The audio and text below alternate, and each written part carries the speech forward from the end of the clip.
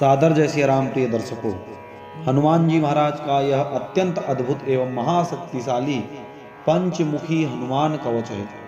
जो साधक नित्य इस पंचमुख हनुमत कवच का पाठ करता है या श्रवण करता है, हनुमान जी महाराज की कृपा से उसके संपूर्ण शत्रुओं का नाश होता है तथा भय, भूत प्रेत, पिशाच, डाकिनी, साकिनी आदि से भी उसको मुक्ति मिलती है।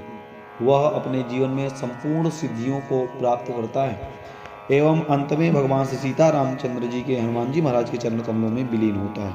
इसलिए नित्य इस स्तोत्र का पाठ करना चाहिए। इस स्तोत्र की जो महिमा है वह वीडियो के विश्राम में आपको मिलेगी, अर्थात वीडियो के लास्ट में, इसलिए पूरा वीडियो अवश्य देखें। आइए प्रारंभ करते हैं। उससे पूर्व यदि चैनल में नए हैं तो वीडियो को लाइक करके चैनल को सब्सक्राइब अवश्य करें। श्री पंचमुख हनुमत कवचम विनियोगः। ओम अस्य श्री पंचमुख हनुमन् मंत्रस्य ब्रह्मा ऋषिः गायत्री छन्दः पंचमुख विराट हनुमान देवता ह्रीं बीजं श्रीं शक्तिः क्रौं कीलकं क्रूं कवचम् क्रैं अस्त्राय फट इति दिग्बन्धः।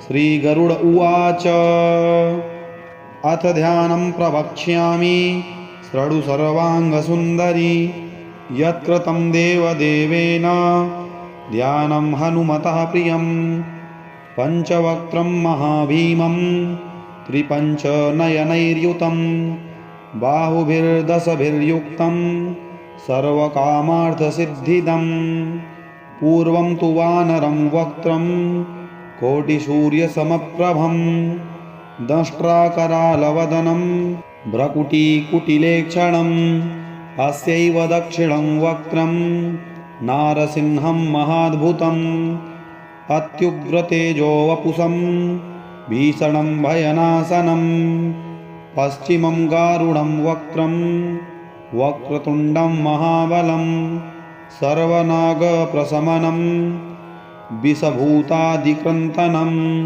उत्तरं सौकरं वक्त्रं कृष्णं दीप्तं नभोपमं पातालसिंहवेताल ज्वररोगादिक्रन्तनम् ऊर्ध्वं हयाननं घोरं दानवान्तकरं परं येन वक्त्रेण विप्रेन्द्र तारकाख्यं महासुरं जघान शरणं तस्यात् सर्वशत्रुहरं परं ध्यात्वा पंचमुखं रुद्रं हनुमन्तं दयानिधिं खड्गं त्रिशूलं खट्वाङ्गं पाशमङ्कुशपर्वतं मुष्टिं कौमोदकीं वृक्षं धारयन्तं कमण्डलुं बिन्दिपालं ज्ञानमुद्रां दशभिर्मुनिपुङ्गवम् एतान्यायुधजालानि धारयन्तं भजाम्यहं प्रेतासनोपविष्टन्तं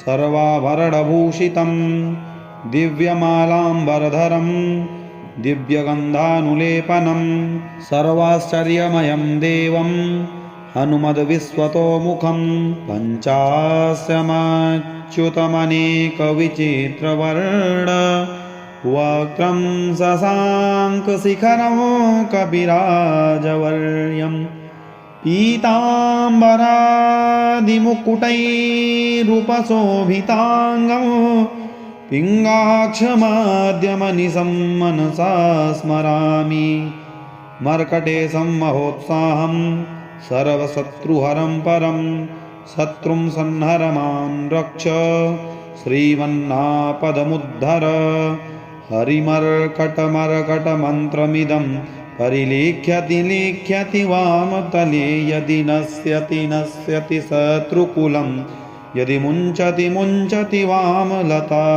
ॐ हरिमर्कटाय स्वाहा। ॐ नमो भगवते पंचवदनाय पूर्वकपिमुखाय सकलशत्रुसंहारकाय स्वाहा। ॐ नमो भगवते पंचवदनाय दक्षिणमुखाय करालवदनाय नरसिंहाय सकलभूतप्रमथनाय स्वाहा। ॐ नमो भगवते पंचवदनाय पश्चिममुखाय गरुडाननाय सकलविषहराय स्वाहा। ॐ नमो भगवते पंचवदनाय उत्तरमुखाय आदिवराहाय सकलसम्पत्कराय स्वाहा। ॐ नमो भगवते पञ्चवदनाय ऊर्ध्वमुखाय हयग्रीवाय सकलजनवशङ्कराय स्वाहा। ॐ अस्य श्री पञ्चमुख हनुमन्मन्त्रस्य श्रीरामचन्द्र ऋषिः अनुष्टुप् छन्दः। पञ्चमुख वीर हनुमान् देवता हनुमान् इति बीजं, वायुपुत्र इति शक्तिः, अञ्जनीसुत इति कीलकम्। श्रीरामदूत हनुमत्प्रसाद सिद्ध्यर्थे जपे विनियोगः। अथ करन्यासः। ॐ अञ्जनीसुताय अङ्गुष्ठाभ्यां नमः। ॐ रुद्रमूर्तये तर्जनीभ्यां नमः। ॐ वायुपुत्राय मध्यमाभ्यां नमः। ॐ अग्निगर्भाय अनामिकाभ्यां नमः।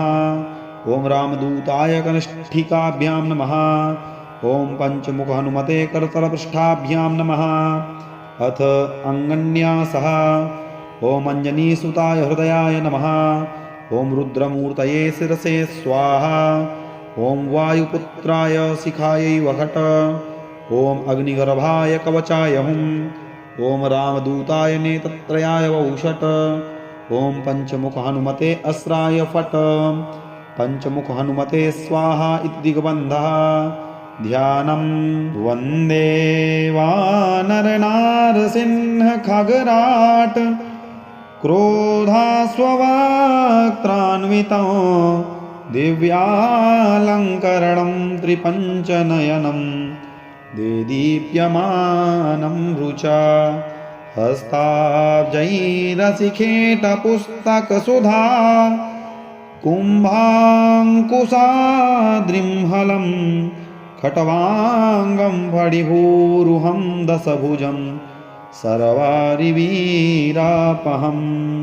अथ मन्त्रः।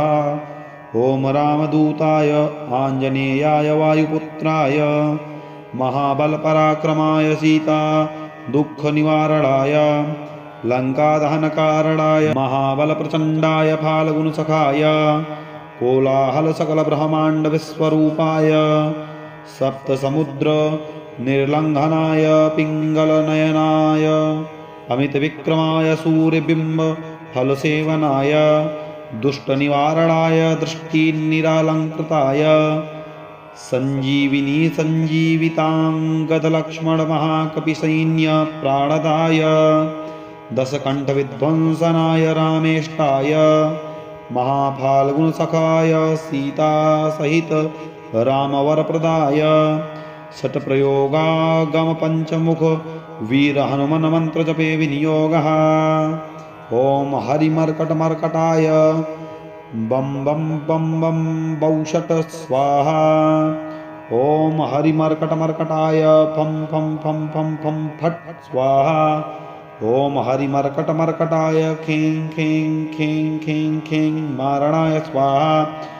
ॐ हरिमर्कटमर्कटाय लुन् लुन् लुन् लुन् लुन् आकर्षित सकलसम्पत्कराय स्वाहा।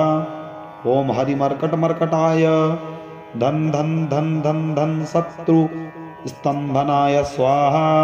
ॐ टन टन टन टन टन पूर्वमूर्तये पञ्चमुख वीर हनुमते परयंत्र परतंत्रोच्चाटनाय स्वाहा। ॐ कं खं गं घं गं चं छं जं यं ठन ठन टन णन तन थन दन धन नन पं फं बं भं मं यं रं लं वं सं खं सन हन लं छं स्वाहा इति दिग्बन्धः। ॐ पूर्वकपिमुखाय पञ्चमुख हनुमते टन टन टन टन टन सकलशत्रुसंहारणाय स्वाहा। ॐ दक्षिणमुखाय पञ्चमुख हनुमते करालवदनाय नरसिंहाय ॐ ह्रां ह्रीं ह्रूं रैं रौं रः सकलभूतप्रेत दमनाय स्वाहा। ॐ पश्चिममुखाय गरुडाननाय पञ्चमुख हनुमते मं मं मं मं मं सकलविषहराय स्वाहा। ॐ उत्तरमुखाय आदिवराहाय लं लं लं लं लं नृसिंहाय नीलकण्ठमूर्तये पञ्चमुख हनुमते स्वाहा। ॐ ऊर्ध्वमुखाय हयग्रीवाय रुन् रुन् रुन् रुन् रुन् रुद्रमूर्तये सकलप्रयोजननिर्वाहकाय स्वाहा। ॐ अंजनीसुताय वायुपुत्राय महाबलाय सीताशोकनिवारणाय श्रीरामचन्द्रकृपापादुकाय महावीर्यप्रमथनाय ब्रह्माण्डनाथाय कामदाय पंचमुखवीर हनुमते स्वाहा। भूतप्रेतपिशाच ब्रह्मराक्षस शाकिनी डाकिन्यन्तरिक्षग्रहपर्यन्त्र परतन्त्रोच्चाटनाय स्वाहा। सकलप्रयोजननिर्वाहकाय पंचमुखवीर हनुमते श्रीरामचन्द्रवरप्रसादाय जन जन जन जन जन स्वाहा। इदं कवचं पठित्वा तु महाकवचं पठेन्नरः एकवारं जपेति स्तोत्रं सर्वशत्रुनिवारणं द्विवारं तु पठेन्नित्यं पुत्रपौत्रप्रवर्धनं त्रिवारं च पठेन्नित्यं सर्वसम्पत्करं शुभं चतुर्वारं पठेन्नित्यं सर्वरोगनिवारणं पञ्चवारं पठेन्नित्यं सर्वलोकवशङ्करं षड्वारं च पठेन्नित्यं सर्वदेववशङ्करं सप्तवारं पठेन्नित्यं सर्वसौभाग्यदायकम् अष्टवारं पठेन्नित्यमिष्टकामार्थसिद्धिदं नववारं पठेन्नित्यं राजभोगमवाप्नुयात् दशवारं पठेन्नित्यं त्रैलोक्यज्ञानदर्शनं रुद्रावृत्तिं पठेन्नित्यं सर्वसिद्धिर्भवेद्धृतं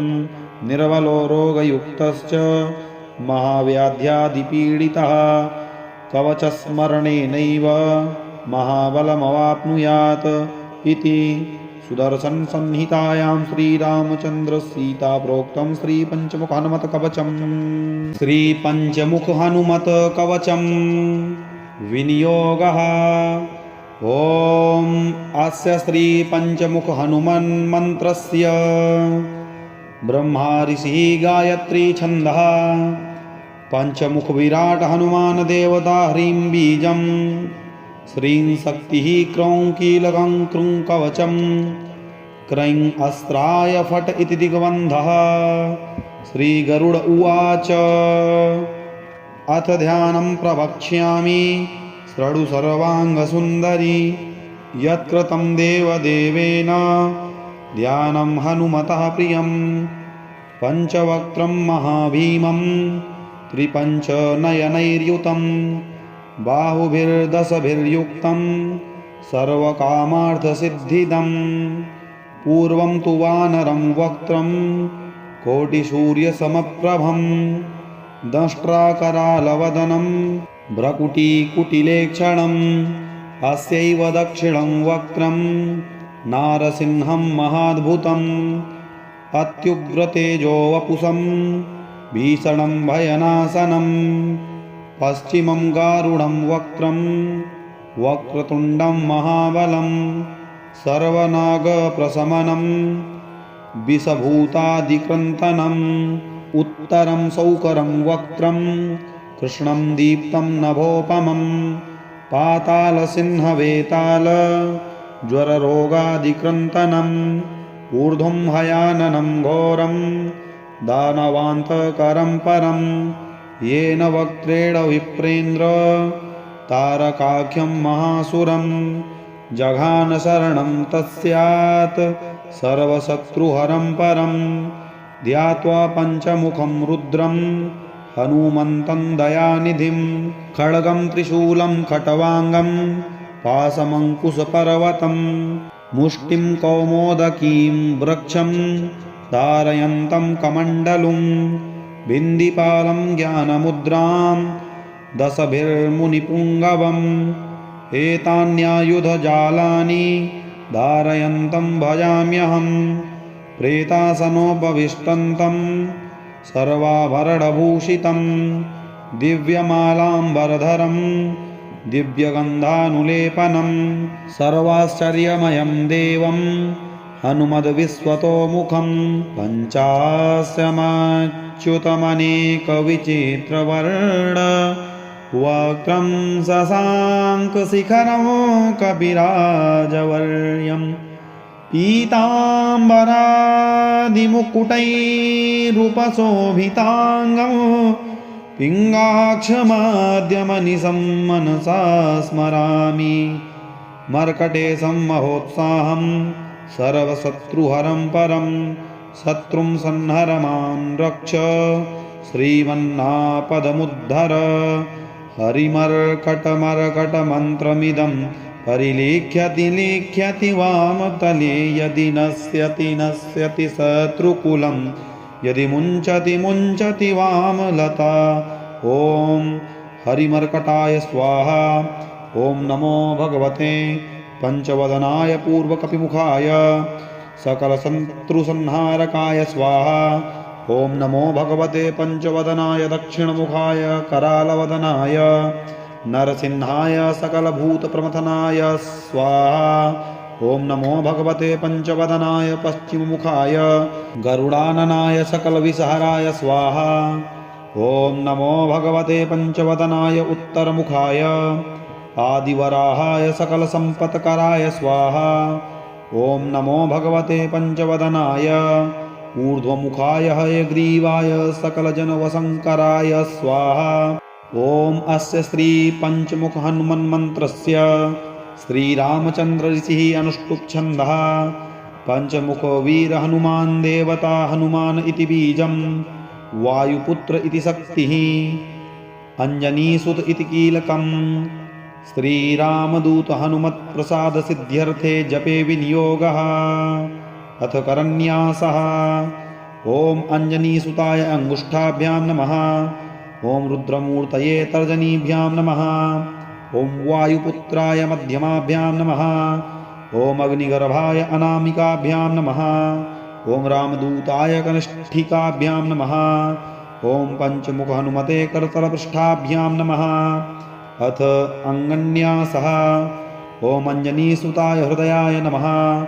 ॐ रुद्रमूर्तये शिरसे स्वाहा। ॐ वायुपुत्राय शिखायै वहट। ॐ अग्निगर्भाय कवचाय हुम्। ॐ रामदूताय नेत्रत्रयाय वौषट। ॐ पंचमुख हनुमते अस्राय फट। पंचमुख हनुमते स्वाहा इति दिग्बन्धः। ध्यानं वन्दे वानरनारसिंह खगराट क्रोधास्ववक्त्रान्वितं दिव्यालङ्करणं त्रिपञ्चनयनं देदीप्यमानं रुचा हस्ताब्जैरशिखेटपुस्तकसुधा कुम्भाङ्कुशाद्रिं हलं खट्वाङ्गं फणिभूरुहं दशभुजं सर्वारिवीरापहम्। अथ मन्त्रः।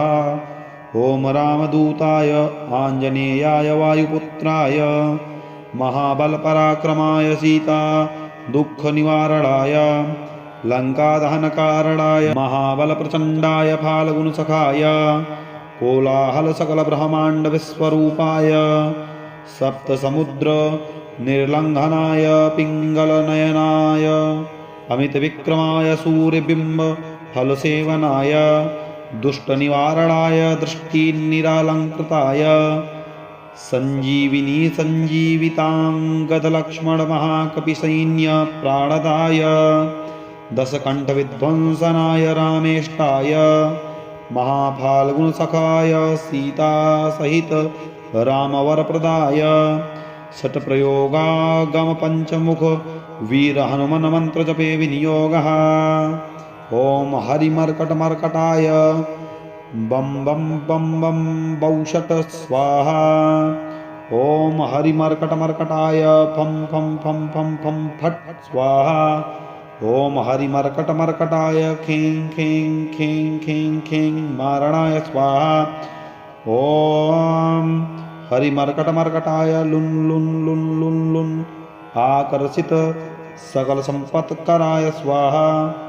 ॐ हरिमर्कटमर्कटाय धन धन धन धन धन शत्रु स्तंभनाय स्वाहा।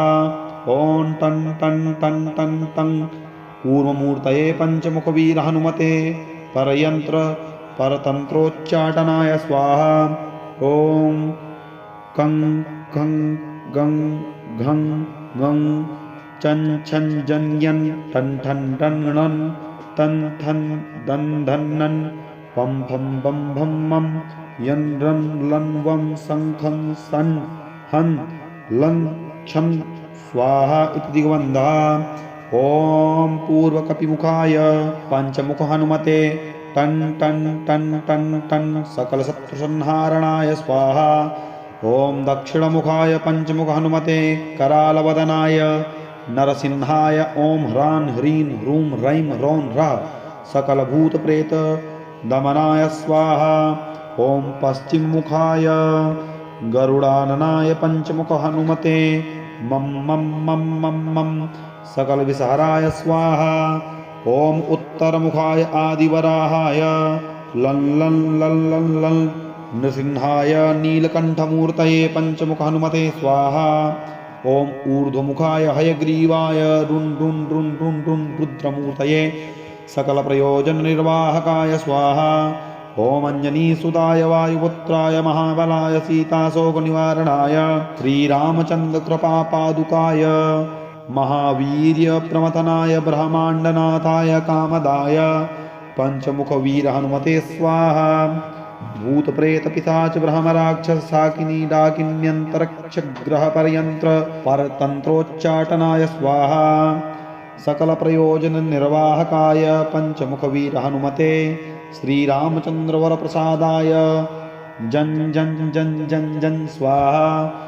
इदं कवचं पठित्वा तु महाकवचं पठेन्नरः एकवारं जपेति स्तोत्रं सर्वशत्रुनिवारणं द्विवारं तु पठेन्नित्यं पुत्रपौत्रप्रवर्धनं त्रिवारं च पठेन्नित्यं सर्वसम्पत्करं शुभं चतुर्वारं पठेन्नित्यं सर्वरोगनिवारणं पञ्चवारं पठेन्नित्यं सर्वलोकवशङ्करं षड्वारं च पठेन्नित्यं सर्वदेववशङ्करं सप्तवारं पठेन्नित्यं सर्वसौभाग्यदायकम् अष्टवारं पठेन्नित्यमिष्टकामार्थसिद्धिदं नववारं पठेन्नित्यं राजभोगमवाप्नुयात् दशवारं पठेन्नित्यं त्रैलोक्यज्ञानदर्शनं रुद्रावृत्तिं पठेन्नित्यं सर्वसिद्धिर्भवेद्धृतं निर्बलो रोगयुक्तश्च महाव्याध्यादिपीडितः कवचस्मरणेनैव महाबलमवाप्नुयात् इति सुदर्शनसंहितायां श्रीरामचन्द्रसीता प्रोक्तं श्रीपञ्चमुखहनुमत्कवचम्। श्रीपञ्चमुखहनुमत्कवचं विनियोगः। ॐ अस्य श्रीपञ्चमुखहनुमन्मन्त्रस्य ब्रह्माऋषिः गायत्री छन्दः पञ्चमुखविराट हनुमान देवता ह्रीं बीजं श्रीं शक्तिः क्रौं कीलकं क्रूं कवचं क्रैं अस्त्राय फट् इति दिग्बन्धः। श्रीगरुड उवाच अथ ध्यानं प्रवक्ष्यामि शृणु सर्वाङ्गसुन्दरी यत्कृतं देवदेवेन ध्यानं हनुमतः प्रियं पञ्चवक्त्रं महाभीमं त्रिपञ्चनयनैर्युतं बाहुभिर्दशभिर्युक्तं सर्वकामार्थसिद्धिदं पूर्वं तु वानरं वक्त्रं कोटिसूर्यसमप्रभं दंष्ट्राकरालवदनं भ्रकुटीकुटिलेक्षणम् अस्यैव दक्षिणं वक्त्रं नारसिंहं महाद्भुतम् अत्युग्रतेजो वपुषं भीषणं भयनाशनं पश्चिमं गारुडं वक्त्रं वक्रतुण्डं महाबलं सर्वनागप्रशमनं विषभूतादिक्रन्तनम् उत्तरं सौकरं वक्त्रं कृष्णं दीप्तं नभोपमं पातालसिंहवेताल ज्वररोगादिक्रन्तनम् ऊर्ध्वं हयाननं घोरं दानवान्तकरं परं येन वक्त्रेण विप्रेन्द्र तारकाख्यं महासुरं जघान शरणं तस्यात् सर्वशत्रुहरं परं ध्यात्वा पञ्चमुखं रुद्रं हनुमन्तं दयानिधिं खड्गं त्रिशूलं खट्वाङ्गं पाशमङ्कुशपर्वतं मुष्टिं कौमोदकीं वृक्षं धारयन्तं कमण्डलुं बिन्दिपालं ज्ञानमुद्रां दशभिर्मुनिपुङ्गवम् एतान्यायुधजालानि धारयन्तं भजाम्यहं प्रेतासनोपविष्टन्तं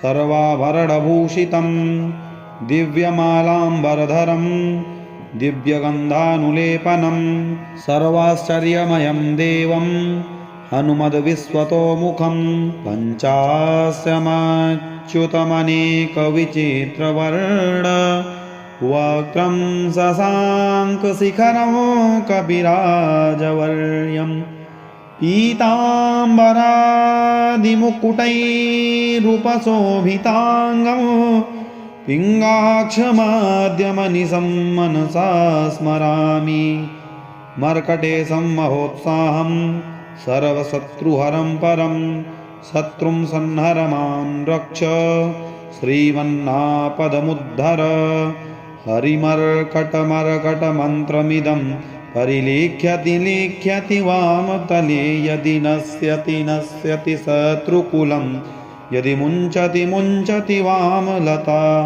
ॐ हरिमर्कटाय स्वाहा ॐ नमो भगवते पंचवदनाय पूर्वकपिमुखाय सकलशत्रुसंहारकाय स्वाहा ॐ नमो भगवते पंचवदनाय दक्षिणमुखाय करालवदनाय नरसिंहाय सकलभूतप्रमथनाय स्वाहा ॐ नमो भगवते पंचवदनाय पश्चिममुखाय गरुडाननाय सकलविषहराय स्वाहा ॐ नमो भगवते पंचवदनाय उत्तरमुखाय आदिवराहाय सकलसम्पत्कराय स्वाहा ॐ नमो भगवते पंचवदनाय ऊर्ध्वमुखाय हयग्रीवाय सकलजनवशङ्कराय स्वाहा ॐ अस्य श्री पंचमुख हनुमन्मन्त्रस्य श्रीरामचन्द्र ऋषिः अनुष्टुप् छन्दः पंचमुख वीर हनुमान् देवता हनुमान् इति बीजं वायुपुत्र इति शक्तिः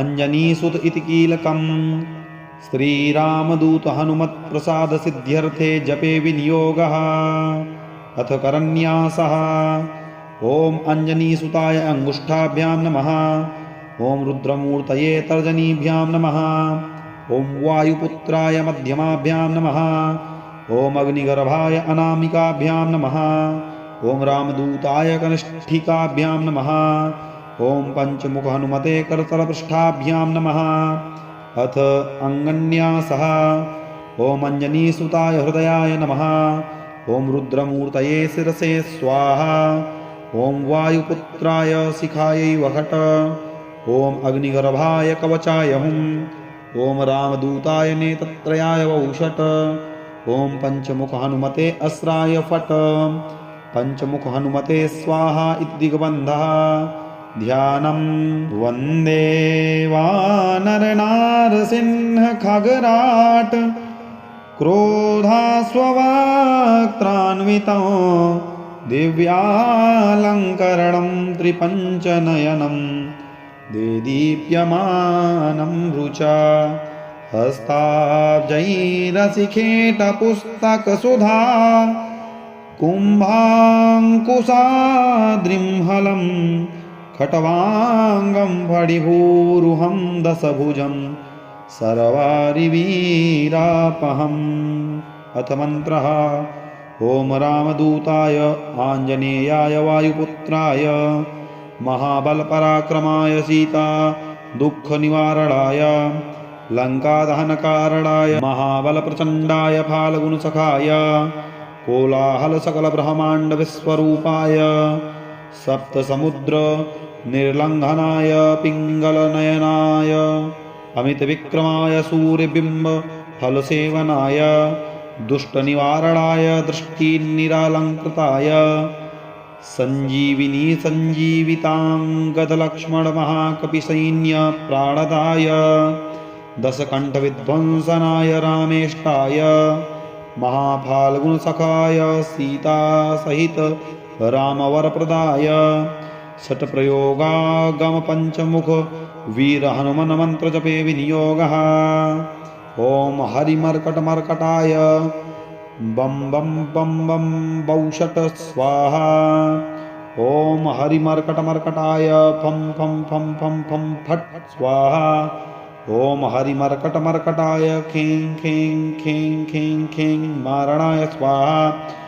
ओम हरिमर्कटमर्कटाय लुन लुन लुन लुन लुन आकर्षित सकल संपत्कराय स्वाहा।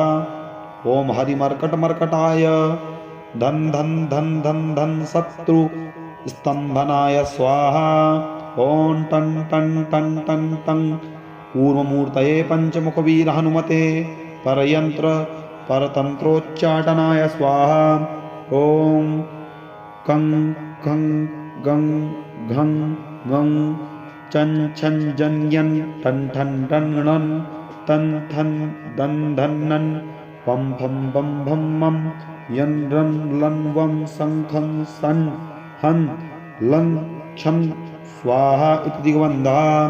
ओम पूर्वकपिमुखाय पंचमुख हनुमते टन टन टन टन टन सकल शत्रुसंहारणाय स्वाहा।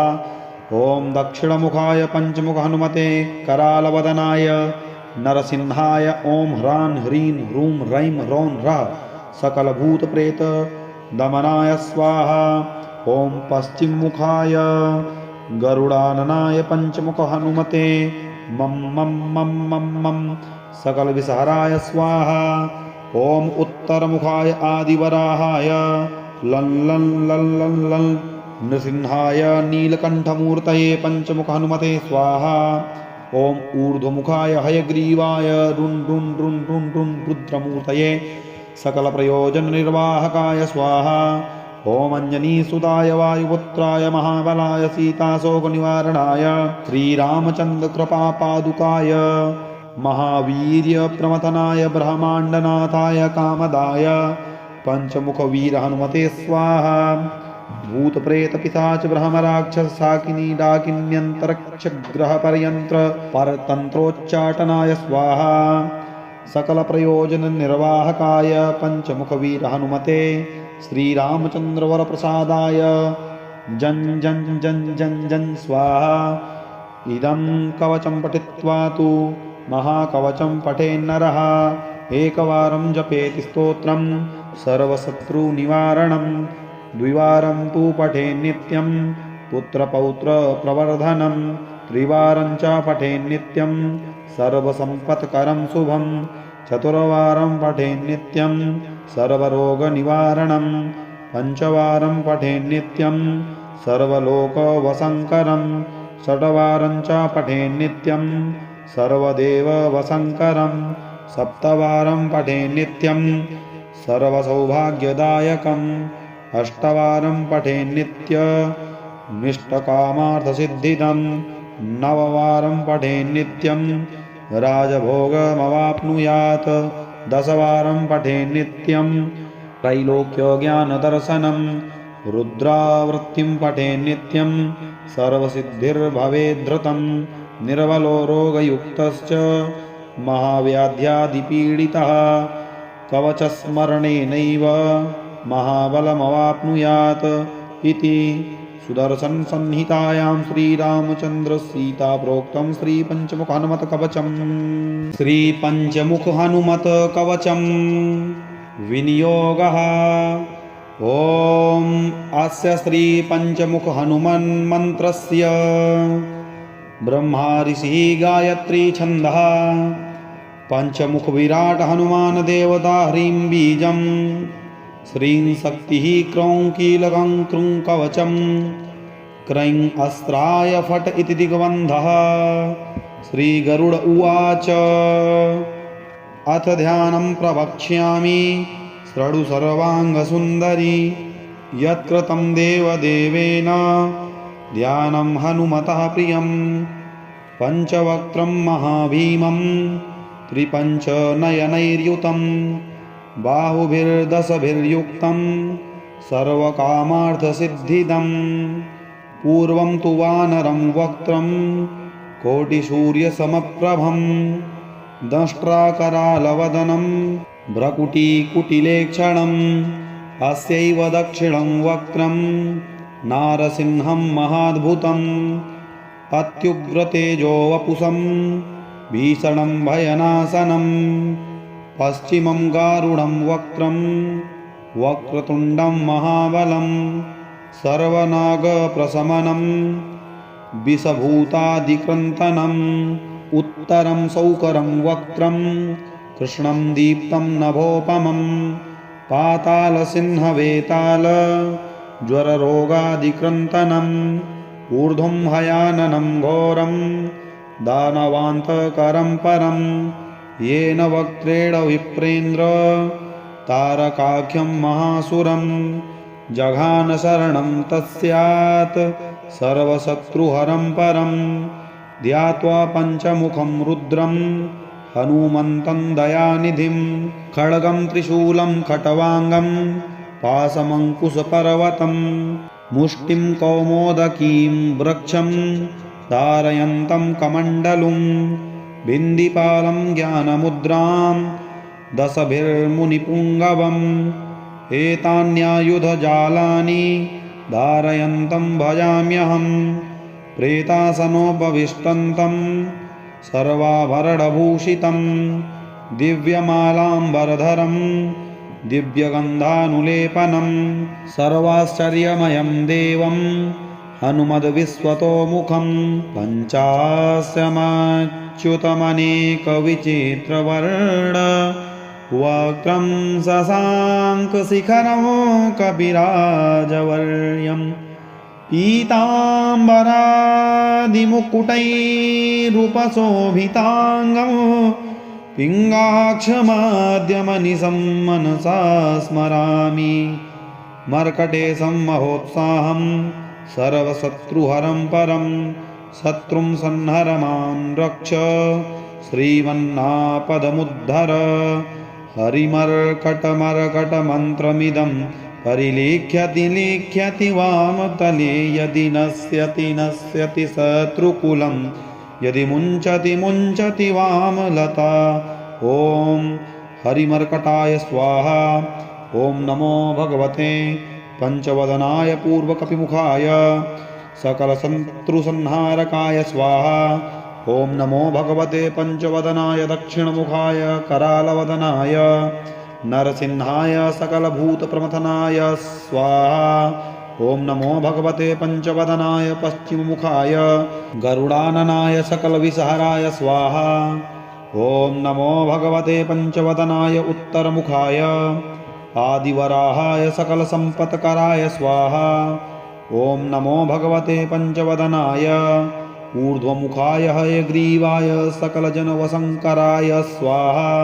ॐ अस्य श्री पंचमुख हनुमन्मन्त्रस्य श्रीरामचन्द्र ऋषिः अनुष्टुप् छन्दः पंचमुख वीर हनुमान् देवता हनुमान् इति बीजं वायुपुत्र इति शक्तिः अंजनीसुत इति कीलकम् श्रीरामदूत हनुमत्प्रसाद सिद्ध्यर्थे जपे विनियोगः। अथ करन्यासः। ॐ अंजनीसुताय अंगुष्ठाभ्यां नमः। ॐ रुद्रमूर्तये तर्जनीभ्यां नमः। ॐ वायुपुत्राय मध्यमाभ्यां नमः। ॐ अग्निगर्भाय अनामिकाभ्यां नमः। ॐ रामदूताय कनिष्ठिकाभ्यां नमः। ॐ पंचमुख हनुमते करतलपृष्ठाभ्यां नमः। अथ अंगन्यासः। ॐ अंजनीसुताय हृदयाय नमः। ॐ रुद्रमूर्तये शिरसे स्वाहा। ॐ वायुपुत्राय शिखायै वहट। ॐ अग्निगर्भाय कवचाय हुम्। ॐ रामदूताय नेत्रत्रयाय वौषट। ॐ पंचमुख हनुमते अस्राय फट्। पंचमुख हनुमते स्वाहा इति दिग्बन्धः। ध्यानं वन्दे वानरनारसिंह खगराट् क्रोधास्ववक्त्रान्वितं दिव्यालङ्करणं त्रिपञ्चनयनं देदीप्यमानं रुचा हस्ताब्जैरशिखेटपुस्तकसुधा कुम्भाङ्कुशाद्रिंहलं खट्वाङ्गं फणिभूरुहं दशभुजं सर्वारिवीरापहम्। अथ मन्त्रः। ॐ रामदूताय आञ्जनेयाय वायुपुत्राय महाबलपराक्रमाय सीता दुःखनिवारणाय लङ्कादहनकारणाय महाबलप्रचण्डाय फाल्गुनसखाय कोलाहलसकलब्रह्माण्डविश्वरूपाय सप्तसमुद्रनिर्लङ्घनाय पिङ्गलनयनाय अमितविक्रमाय सूर्यबिम्बफलसेवनाय दुष्टनिवारणाय दृष्टिनिरालङ्कृताय सञ्जीविनी सञ्जीविताङ्गदलक्ष्मणमहाकपिसैन्यप्राणदाय दशकण्ठविध्वंसनाय रामेष्टाय महाफाल्गुनसखाय सीतासहित रामवरप्रदाय षट्प्रयोगागमपञ्चमुख वीरहनुमन्मन्त्रजपे विनियोगः। ॐ हरिमर्कटमर्कटाय बं बं बं बं बौषट स्वाहा। ॐ हरिमर्कटमर्कटाय फं फं फं फं फं फट् स्वाहा। ॐ हरिमर्कटमर्कटाय खें खें खें खें खें मारणाय स्वाहा। ॐ हरिमर्कटमर्कटाय लुन् लुन् लुन् लुन् लुन् आकर्षित सकलसम्पत्कराय स्वाहा। ॐ हरिमर्कटमर्कटाय धन धन धन धन धन शत्रु स्तंभनाय स्वाहा। ॐ टन टन टन टन टन कूर्ममूर्तये पंचमुखवीर हनुमते परयंत्र परतंत्रोच्चाटनाय स्वाहा। ॐ कं खं गं घं गं चं छं जं यं ठन ठन डन णन तन थन दन धन नन पम फम बम भम मम यन रन लन वम शंखं सन हन लं छं स्वाहा इति दिग्बन्धः। ॐ पूर्वकपिमुखाय पंचमुख हनुमते टन टन टन टन टन सकलशत्रुसंहारणाय स्वाहा। ॐ दक्षिणमुखाय पंचमुख हनुमते करालवदनाय नरसिंहाय ॐ ह्रां ह्रीं ह्रूं रैं रौं रः सकलभूतप्रेत दमनाय स्वाहा। ॐ पश्चिममुखाय गरुडाननाय पंचमुख हनुमते मम मम मम मम मम सकलविषहराय स्वाहा।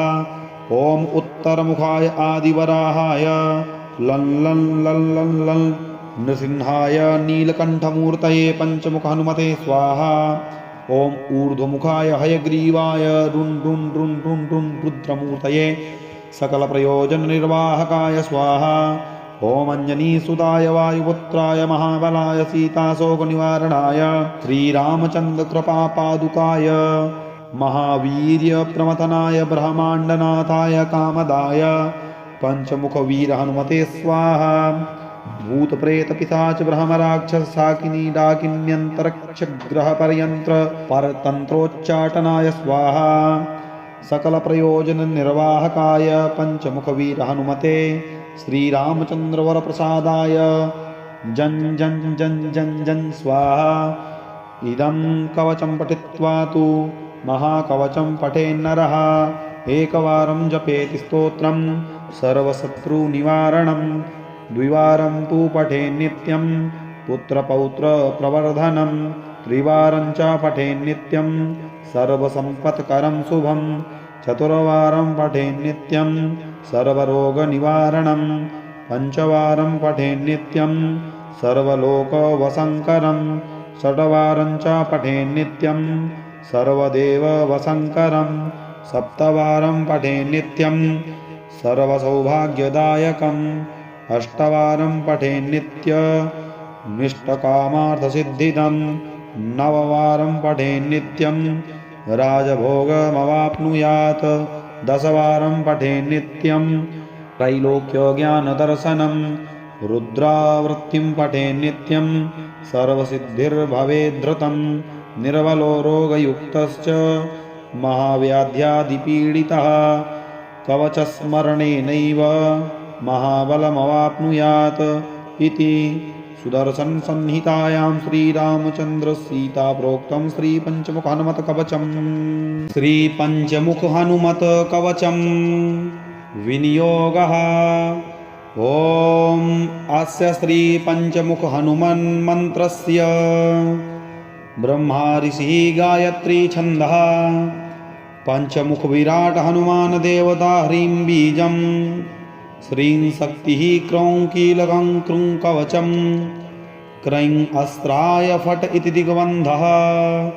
श्रीगरुड उवाच अथ ध्यानं प्रवक्ष्यामि शृणु सर्वाङ्गसुन्दरी यत्कृतं देवदेवेन ध्यानं हनुमतः प्रियं पञ्चवक्त्रं महाभीमं त्रिपञ्चनयनैर्युतं बाहुभिर्दशभिर्युक्तं सर्वकामार्थसिद्धिदं पूर्वं तु वानरं वक्त्रं कोटिसूर्यसमप्रभं दंष्ट्राकरालवदनं भ्रकुटीकुटिलेक्षणम् अस्यैव दक्षिणं वक्त्रं नारसिंहं महाद्भुतम् अत्युग्रतेजो वपुषं भीषणं भयनाशनं पश्चिमं गारुडं वक्त्रं वक्रतुण्डं महाबलं सर्वनागप्रशमनं विषभूतादिक्रन्तनम् उत्तरं सौकरं वक्त्रं कृष्णं दीप्तं नभोपमं पातालसिंहवेताल ज्वररोगादिक्रन्तनम् ऊर्ध्वं हयाननं घोरं दानवान्तकरं परं येन वक्त्रेण विप्रेन्द्र तारकाख्यं महासुरं जघान शरणं तस्यात् सर्वशत्रुहरं परं ध्यात्वा पञ्चमुखं रुद्रं हनुमन्तं दयानिधिं खड्गं त्रिशूलं खट्वाङ्गं पाशमङ्कुशपर्वतं मुष्टिं कौमोदकीं वृक्षं धारयन्तं कमण्डलुं बिन्दिपालं ज्ञानमुद्रां दशभिर्मुनिपुङ्गवम् एतान्यायुधजालानि धारयन्तं भजाम्यहं प्रेतासनोपविष्टन्तं सर्वाभरणभूषितं दिव्यमालाम्बरधरं दिव्यगन्धानुलेपनं सर्वाश्चर्यमयं देवं हनुमद्विश्वतोमुखं पञ्चास्यमच्युतमनेकविचित्रवर्ण वक्त्रं शशाङ्कशिखरं कपिराजवर्यं पीताम्बरादिमुकुटैरुपशोभिताङ्गं पिङ्गाक्षमाद्यमनिशं मनसा स्मरामि मर्कटेशं महोत्साहं सर्वशत्रुहरं परं शत्रुं संहरमान् रक्ष श्रीमन्नापदमुद्धर हरिमर्कटमर्कटमन्त्रमिदं परिलिख्यति लिख्यति वामतले यदि नश्यति नश्यति शत्रुकुलं यदि मुञ्चति मुञ्चति वामलता। ॐ हरिमर्कटाय स्वाहा। ॐ नमो भगवते पंचवदनाय पूर्वकपिमुखाय सकलशत्रुसंहारकाय स्वाहा। ॐ नमो भगवते पंचवदनाय दक्षिणमुखाय करालवदनाय नरसिंहाय सकलभूतप्रमथनाय स्वाहा। ॐ नमो भगवते पंचवदनाय पश्चिममुखाय गरुडाननाय सकलविषहराय स्वाहा। ॐ नमो भगवते पंचवदनाय उत्तरमुखाय आदिवराहाय सकलसम्पत्कराय स्वाहा। ॐ नमो भगवते पंचवदनाय ऊर्ध्वमुखाय हयग्रीवाय सकलजनवशङ्कराय स्वाहा। ॐ अस्य श्री पंचमुख हनुमन्मन्त्रस्य श्रीरामचन्द्र ऋषिः अनुष्टुप् छन्दः पंचमुख वीर हनुमान् देवता हनुमान् इति बीजं वायुपुत्र इति शक्तिः अंजनीसुत इति कीलकम् श्रीरामदूत हनुमत्प्रसाद सिद्ध्यर्थे जपे विनियोगः। अथ करन्यासः। ॐ अंजनीसुताय अंगुष्ठाभ्यां नमः। ॐ रुद्रमूर्तये तर्जनीभ्यां नमः। ॐ वायुपुत्राय मध्यमाभ्यां नमः। ॐ अग्निगर्भाय अनामिकाभ्यां नमः। ॐ रामदूताय कनिष्ठिकाभ्यां नमः। ॐ पंचमुख हनुमते करतलपृष्ठाभ्यां नमः। अथ अंगन्यासः। ॐ अञ्जनीसुताय हृदयाय नमः। ॐ रुद्रमूर्तये शिरसे स्वाहा। ॐ वायुपुत्राय शिखायै वषट्। ॐ अग्निगर्भाय कवचाय हुं। ॐ रामदूताय नेत्रत्रयाय वौषट्। ॐ पञ्चमुख हनुमते अस्राय फट्। पञ्चमुख हनुमते स्वाहा इति दिग्बन्धः। ध्यानं वन्दे वानरनारसिंह खगराट् क्रोधास्ववक्त्रान्वितं दिव्यालङ्करणं त्रिपञ्चनयनं देदीप्यमानं रुचा हस्ताब्जैरशिखेटपुस्तकसुधा कुम्भाङ्कुशाद्रिंहलं खट्वाङ्गं फणिभूरुहं दशभुजं सर्वारिवीरापहम्। अथ मन्त्रः। ॐ रामदूताय आञ्जनेयाय वायुपुत्राय महाबलपराक्रमाय सीता दुःखनिवारणाय लङ्कादहनकारणाय महाबलप्रचण्डाय फाल्गुनसखाय कोलाहल सकल ब्रह्मांड विश्वरूपाय सप्तसमुद्र निर्लंघनाय पिंगलनयनाय अमित विक्रमाय सूर्यबिंब फलसेवनाय दुष्ट निवारणाय दृष्टिनिरालंकृताय संजीविनी संजीवितांगद लक्ष्मण महाकपिसैन्य प्राणदाय दशकंठ विध्वंसनाय रामेष्टाय महाफाल्गुनसखाय सीता सहित रामवरप्रदाय षट्प्रयोगागम पंचमुख वीर हनुमन मंत्र जपे विनियोगः। ॐ हरिमर्कटमर्कटाय बम बम बम बम बौषट स्वाहा। ॐ हरिमर्कटमर्कटाय फम फम फम फम फम फट स्वाहा। ॐ हरिमर्कटमर्कटाय खें खें खें खें खें मारणाय स्वाहा।